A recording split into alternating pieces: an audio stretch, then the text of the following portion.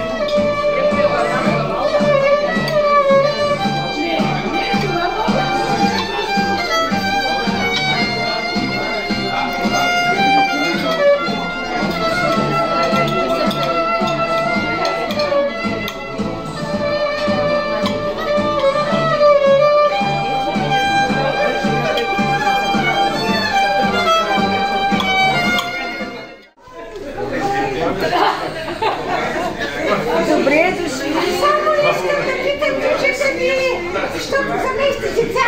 Аз съм християнка, почти не християнка. Вие слушахте ли вашите приятели? Слушаха ли ва децата ми? Значи, дядо Коля, да можем да ги изненадаме, да? Добре. Слушате ли? Слушате ли? Ако не слушате, никакъв подарък. Дръж така. Никакъв подарък.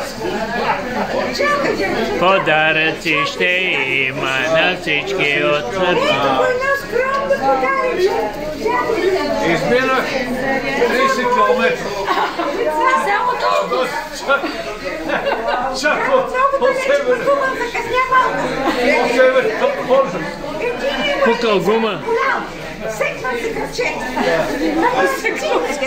Взех такси.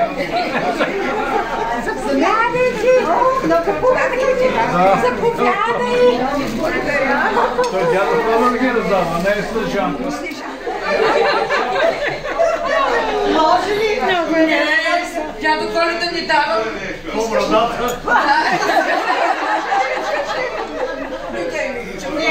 Не дай се затява с чужи. Добре. Снежанка, аз